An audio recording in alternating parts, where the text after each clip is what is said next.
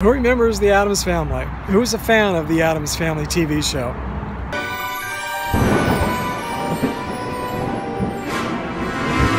Thanks for joining me on my tours of cemeteries, grave sites, memorials, and final resting places of the famous and infamous people who are gone but not forgotten. And if you're a fan of the show, who is your favorite character? Was it Morticia Addams? If so, you're in luck because I'm here at her final resting place at the Melrose Abbey Memorial Park in Orange County. And I'm standing in front of the beautiful church and mausoleum where she's laid to rest. And we're right across the street from the freeway, and also a very, very busy one-way street here. Since it's October and Halloween is coming up soon, I thought it might be fun to visit as many of the graves of the cast of the Addams Family as I could find here in the Los Angeles area. So that's why I'm here today, standing in front of the church and mausoleum where Carolyn Jones is laid to rest. She's just inside, and I'll show you her crypt in just a minute.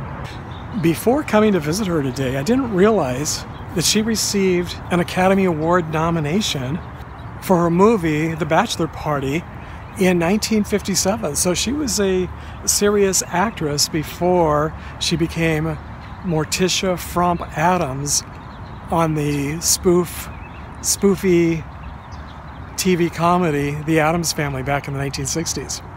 I also didn't realize that on that show itself, she was nominated for a Golden Globe for her performance on the TV show. Now, I also didn't know that she had been married when she was first getting started, and when he was first getting started in the business.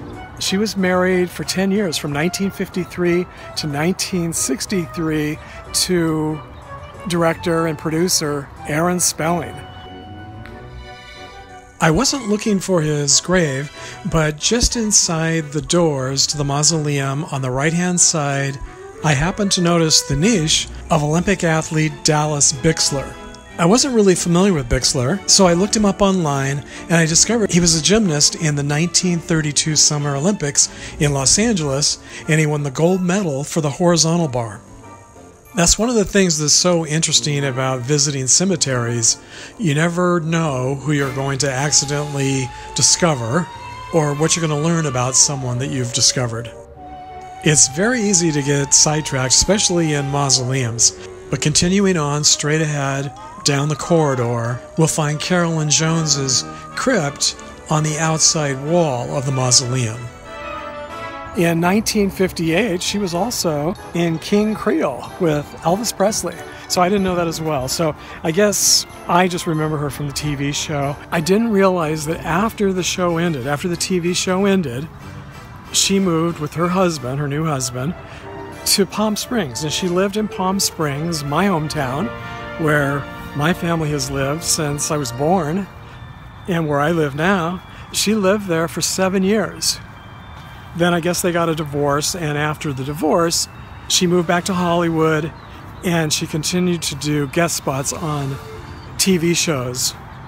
And then another coincidence, I guess, I read that when she died in 1983, she was living in West Hollywood, and I was living in West Hollywood at that time. I lived there for a decade.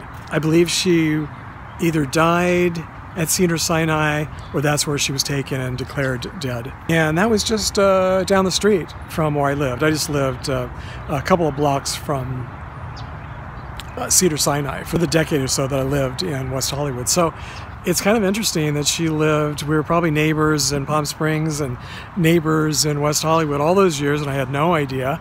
And I don't even remember reading about her death when she died. So I don't know what I was doing at the time, but somehow I missed that. So I'm glad I got to visit her here today. And it's nice to see that she's in a really beautiful mausoleum. So if you're a fan, I would definitely recommend coming to visit. So Carolyn Jones's crypt here with her mother was pretty easy to find, but I decided to go ahead and add a GPS anyway, just to make it even easier. So this is the back entrance here. In fact, that's the back gate on Lewis Street. I believe it's Street. So you just come all the way in, and she's just 1, 2, 3, 4, 5, 6, and she's the eighth crypt in from the back, or you can come in the front, and you just come right through the mausoleum and right to the final resting place. So I'm not sure why the names are at the bottom of the crypt. They all seem to be that way instead of at the top. Maybe it's because the ones that are so high up, maybe if they all start a little bit lower, maybe it just makes it easier to read the ones higher up. That's probably why, because otherwise it doesn't really seem to make a lot of sense. Melrose Abbey is a very small cemetery, and I don't know if you're going to be able to see behind me, but the tower right back there, that's the Crystal Cathedral, the famous Crystal Cathedral that was founded by Reverend Robert Schuller, and he's actually buried there. They have an even smaller cemetery there. This cemetery, I'll pan around a little bit. The mausoleum is there. That's where Carolyn Jones is interred, right toward the back entrance. And this is about the extent of the cemetery. Before I head on to the next cemetery, there's one more grave that I'd like to visit and show you. I noticed on Find a Grave that in this cemetery, actor Robert Dudley is also buried here. There was no GPS, no directions on how to find it, just one little picture of his grave, which you can see here right by a tree. Well, the cemetery is very small, and so I kind of counted up the trees. I figured there were about 100 trees, if that many, and the streets are not marked because it did say par section. There's nothing on the streets saying par section. So I thought, well, let me just, I like to walk in cemeteries, so I thought this would be a good chance for me to get my exercise today and find Robert Dudley, and I did find him right beside this tree here. If you're wondering who Robert Dudley is, I didn't know who he was. He was a character actor, and he was in the Son of Dracula movie back in 1943.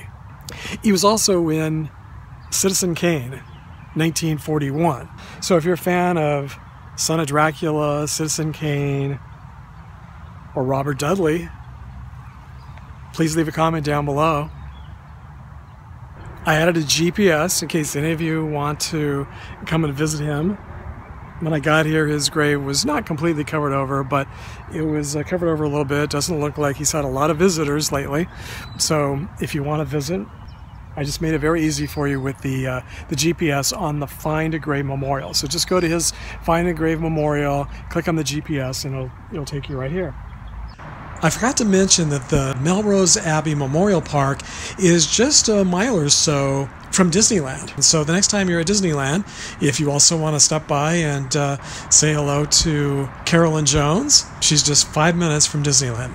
Now I'm going to leave Anaheim, which is in Orange County, California, and I'm going to head north up to Los Angeles County, and I'm going to take the freeway to Culver City. Depending on the day of the week and the time of the day, it can take an hour to 2 hours to much longer to get from Anaheim to Culver City to the cemetery where Jackie Coogan, the actor who played Uncle Fester, is buried. We're going to find him at the Holy Cross Cemetery just off of the 405 freeway. Just inside the front gates of the Holy Cross Cemetery, you make the very first left-hand turn and go up to the top of the hill.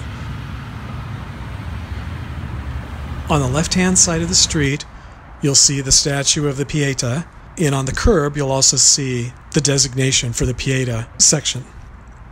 Jackie Coogan's grave is just a short distance, a few rows behind the Pieta statue. Jackie Coogan is probably best remembered for his role as Uncle Fester on the Addams Family TV show in the 1960s. But he got his start long before then. He started in silent films in 1917 as a child actor and got his big break and became famous in Charlie Chaplin's film classic The Kid in 1921. As one of the very first child stars, Jackie Coogan made millions of dollars as a child actor. But when he reached the age of adulthood, he discovered that his mother and stepfather had spent nearly every penny of the money he had earned.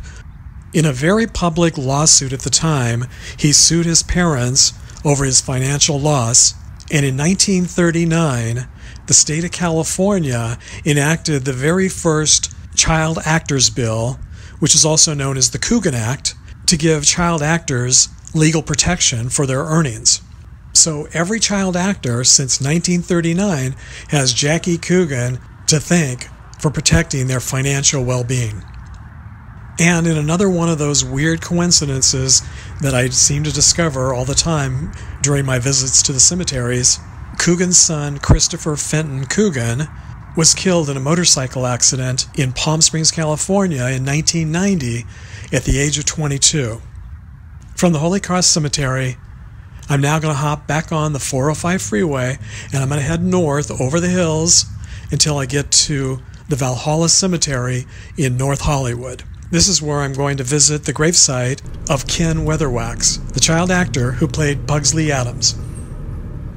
To find Ken Weatherwax's final resting place is pretty easy. You drive through the front gates of the cemetery, make a right-hand turn, and then just follow the street until you see the large fountain on the left-hand side. You'll make a right-hand turn at that street, which goes down the center of the cemetery, until you come to the second fountain, which is much smaller than the first, and Ken's crypt overlooks the fountain. On the way to Weatherwax's crypt, we'll pass the final resting places of Joe DeRita, the Last Stooge, and then also on the right-hand side, right before the large fountain, is the gravesite of Oliver Hardy. So Ken is definitely in good company here at the Valhalla Cemetery in North Hollywood.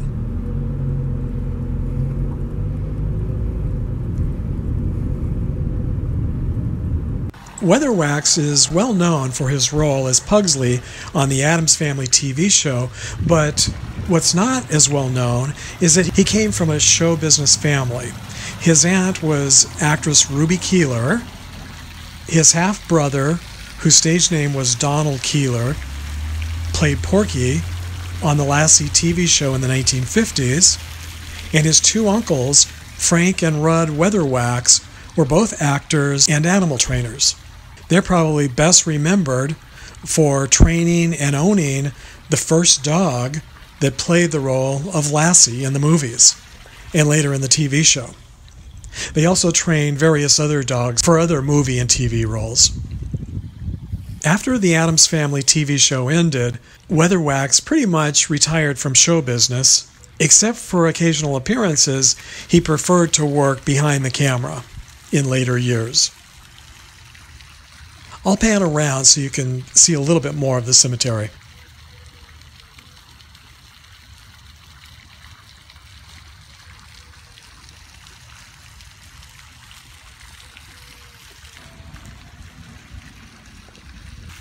Next, I'm going to hop back on the freeway, and I'm going to head east for about a half hour to the city of Glendale. This is where Grandmama, or Blossom Rock, is laid to rest.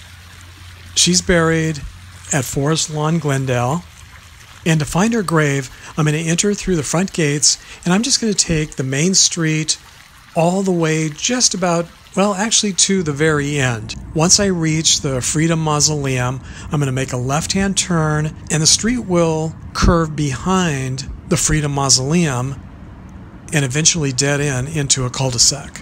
And that's where we'll find the grave of Blossom Rock. Who remembers Grandmama from the Addams Family? So I'm heading to her gravesite now. I'm going to see if I can find it today. I'm here at Forest Lawn, Glendale. Unfortunately, quite a number of the cast from the Addams Family have passed on.